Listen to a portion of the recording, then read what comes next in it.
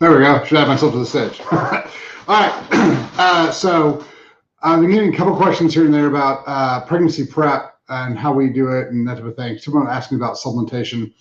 Um, One of the things on pregnancy prep that we always do is I always like to start months ahead of time.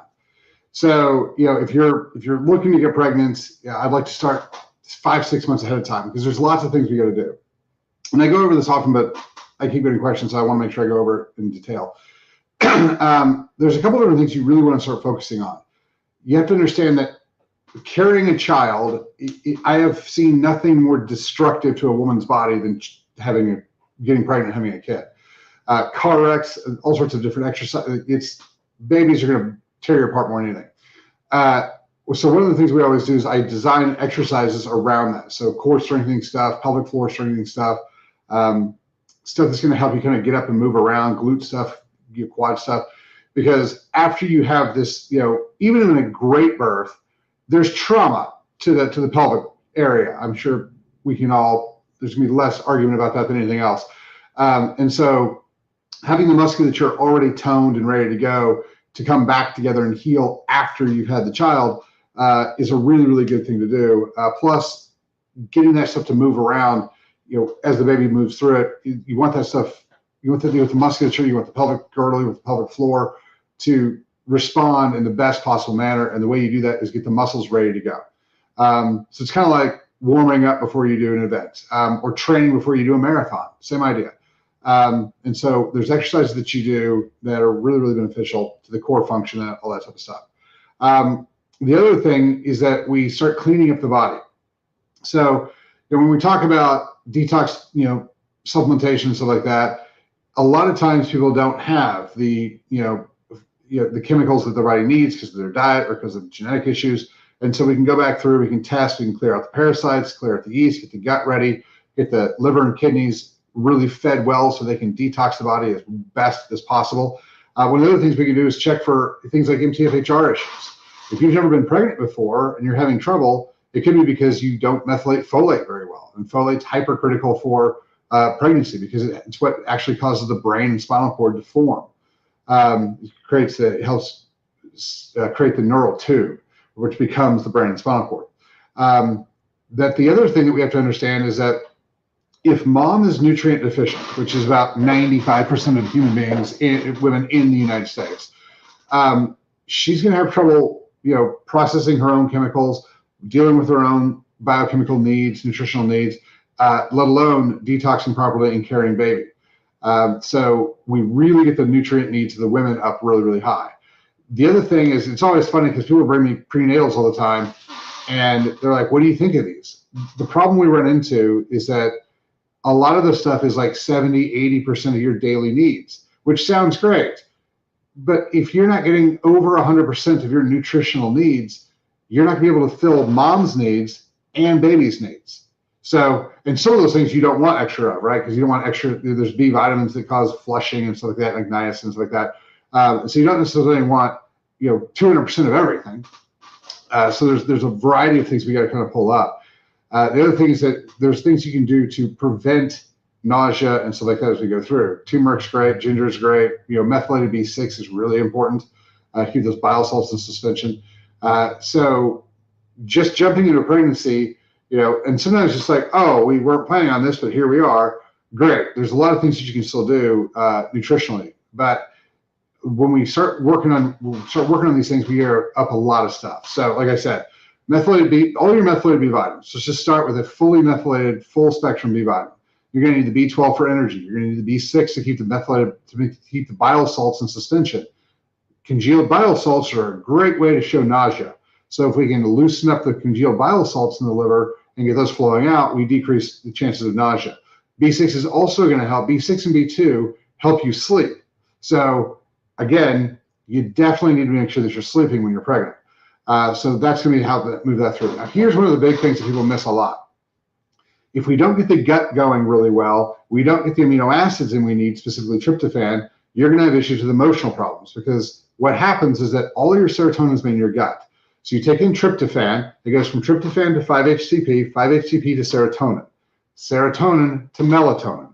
So getting the gut back together so the gut can produce that serotonin properly is really, really important, because not only do we get the serotonin for your mood and for your emotional state, we also help you get to sleep, which for a lot of women seems like that's not a problem. But again, it's the quality of the sleep that you're getting, not the quantity. One of the other things I like to do, anytime we're going to talk about neurologic function, and building a baby has a lot of neurologic function involved, is I like to make sure that we have a sleep study and make sure that you're breathing properly at night. Just because you wake up and you feel like you're rested doesn't mean anything. You could have obvious oxygen issues throughout the pregnancy, throughout your life. If we don't check for those, we don't know. Especially with the COVID vaccine out there, it's causing some issues with the PONS, and so I want to make sure that we get all that sleep stuff checked. And then, going through, we have to also work on the mind, because when you have emotional issues, it changes the way your chemistry works. So even from the easy neurologic piece, right? So you get stressed out, you go from parasympathetic, which is resting, digesting, to sympathetic, which is fight, flight, freeze. You want to stay out of sympathetic as much as possible when you're pregnant, because you don't want the cortisol to come up. You don't want all the stuff to happen. You don't want to be stressed out, because those stress chemicals do affect baby. Because again, if you've got a lot of stress chemicals in you, babies in you, it's definitely going to get a baby. So we want to keep those things out. The more we can cycle through the positive thoughts, the gratitudes, the things that calm you down and make you happy, and the more happy chemicals that are in your body, the better. And so there's a whole lot of stuff that where you focus on these things. When you start to feel yourself go, oh, I'm so worried about XYZ, great, focus on these things. Like, look at these things. We do different tests to make sure that everything's gonna be okay. Doing DNA tests before you get pregnant, it's a great idea, because you find out that you have, MTFHR, or MTTR, or COMT, or any of the issues. We can go through and be like, okay, are we covered for these issues as far as nutritional deficiencies and function? Make sure all those things are where they're supposed to be. Getting ready for, as you go through pregnancy, there's a lot of stressful things that go through, that happen. And so making sure that you're in a workout program to help kind of break that psychological stress, making sure that your nutritional profile is high, making sure the foods you're eating are super clean and good and best for you. So we always go through, whenever I do diet plans, I always go, bring me your 10 favorite foods, and I'll come up with a way to eat those foods, whether it's pizza and cookies and cakes and whatever, that is substantially healthier for you, so that you can still have those things. Because one of the things that everybody talks about, and it's a thing, when women get pregnant, is they have weird cravings. Oftentimes, those weird cravings are directly tied to nutritional deficiencies. Chocolate's a big one for magnesium. You'll want salty stuff when you're running low on sodium and chloride, and salt, in your body, potassium chloride, things like that. And so we want to make sure, as you go through, anytime that, even with your nutrition high, if you're like, man, I'm really craving salty foods, well, you should have some salty foods, because if that's what your body's telling you it needs, you need to get it. But you have to make sure that those salt is high quality stuff. You don't want just Morton's white salt. You don't want the processed trash that's on a lot of snacky foods. If you want something crunchy, there's lots of crunchy things that will be beneficial for you. And a lot of times as the baby starts to grow, women have issues with being, they're hungry, but they can't eat because the stomach's all congested, and so it's all smashed up. And so going through and making sure that you get the right amount of nutrition in is really, really important. So make sure you're getting your clean proteins, making sure you're getting your clean fats, depending on your glycemic function, where you're on the somatotype chart, making sure that you're either not getting any carbs, or you're getting the right amount of carbs and the right kind of carbs for your glycemic function for wherever you're at. And so there's a lot of things that you have to kind of factor in as you go through it. Now, if you're usually a heavier set person, then even if you eat pretty well, but you hold a lot of fat, you're most likely either meso-endo or straight endo. And so cutting all the sugars out is going to be a really, really big thing for you. But again, swap them. Don't just be like, all right, that's it for 9 more months. No more of the things I enjoy. No more candies or cookies or that type of stuff. That is not a great idea, because it will stress you out, which is, again, we already talked about that. You don't be stressed out. You're going to feel like you have to give all these things up, which is not true. And you're going to always walk around wanting things you can't have. And then that oftentimes leads to binging. And so you're just like, well, I'll just have a whole bunch right now. And you just have a ton of stuff, and it throws your body into shock. Not the best idea.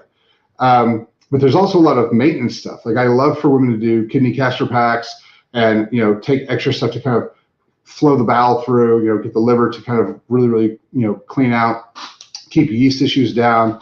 RFA is great for keeping yeast down. So, when you're getting ready to get pregnant, there is an optimal way to do things, and that's going to be high nutrition. It's going to be, you got to work out, you got to clear your mind, you got to make sure you're sleeping properly. We got to deal with your stress. Like, there's lots of little things that you got to kind of put together. So if we can get a hold of a woman 6 months before she's planning on being pregnant, then we can start putting all these things into place. You can start practicing, making sure you have a bedtime, making sure that you're off devices 30 minutes before you're starting to go to sleep, so that you get the deepest, most restful sleep you can.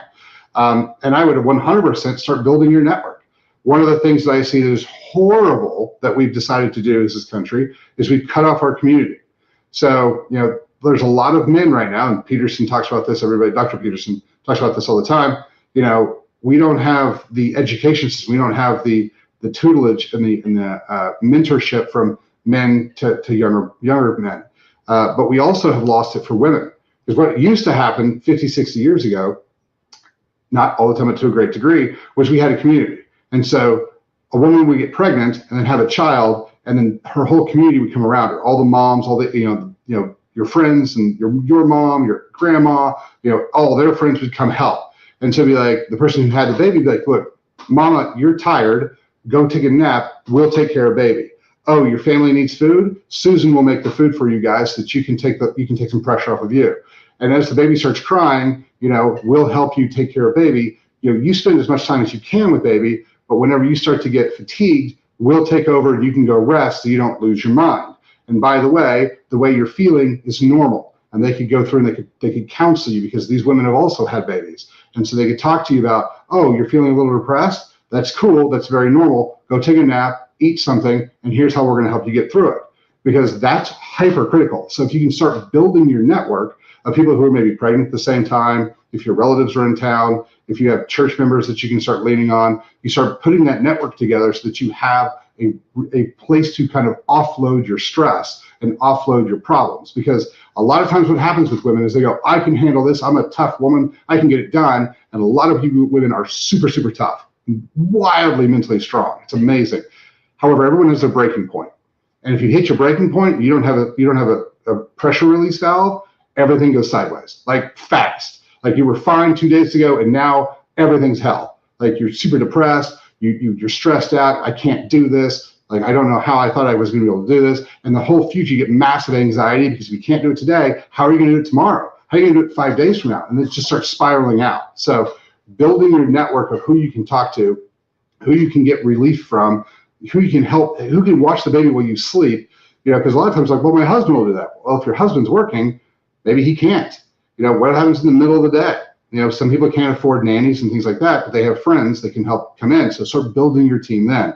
So it's a lot more than just, what supplements do I want to take? It's, you have to encompass the whole thing. Again, we have to look at all of our problems from in the body as a holistic issue, right? Because a lot of people will go, oh, well, I get the exercise thing. Like that's an obvious thing. You should definitely train for any massive physical event, and having a baby is a massive physical event.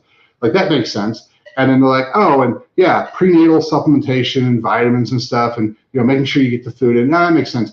But the mental piece is where people lose this. They don't think about building the team. They don't think about creating an environment that is going to be conducive to not just baby, but to mom and to the whole family, right? So in my wife's culture and the Arab culture, the grandma or the wife's mom would come and hang out. And I'll tell you, when she first told me she was moving in, I was like, that's a little bit weird, but I mean, whatever. And then like 3 days in, I was like, oh my God, this is the greatest thing that's ever happened.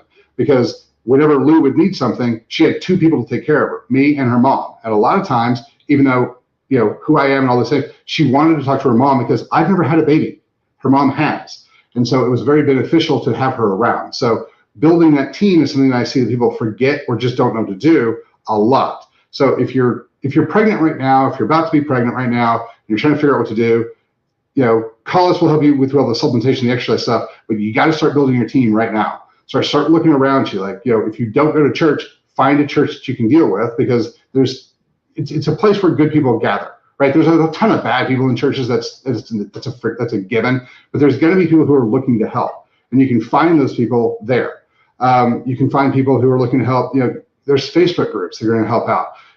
Figure out in your circle, like you're going to have your friends, and your friends are going to have people they know. So start reaching out to your friends and be like, hey, who can come help? Your friends will go, oh, I will help. Like, fantastic, thanks. Who else? Because you don't want to have 2 or 3 people, you want to have 20. Because the more people you have who can help, the deeper your bench is. And so if you call the first 3 or 4 people and they're like, sorry, I'm in Mexico. Sorry, I'm here. I can't do that. The more people you have to call, the better it's going to be. So make sure you're building that team, because that's something I don't think that we see very much of, but that's going to be a big piece as well. So there's a lot to do with pregnancy prep. You have to not just worry about the baby, you got to worry about mom. And I think a lot of people are not worrying enough about mom, and that's why we see a lot of those postpartum issues, because those postpartum issues are both nutritional, but they're also psychological. So if you plan for that ahead of time, here's all the supplementation you're going to need, here's all the nutrition you're going to need. Got to make that serotonin, got to make the dopamine, got to make all those neurotransmitters. So I have to give you the chemicals so your body can make those, but I also need to give you pressure release valves for your psychology. Like, I've got to help you with the load. And how do we help you with the load? That's how you build your team. And so those are really important things. If you guys are looking to do this, if your kids, or if you're a grandma and your kids are looking to have kids, make sure you volunteer that information. Like, hey, I want to help. Here's why it's important. Help your daughter build their team. So like, those are really important things. If you guys have any other questions, hit us up. But that's what we try to do for pregnancy, and it's been helping a lot with a lot of these women we work with. So if you guys have any other questions, hit us up, questions@chalmerswellness.com, or you can just drop them in the comments. Thanks for your time.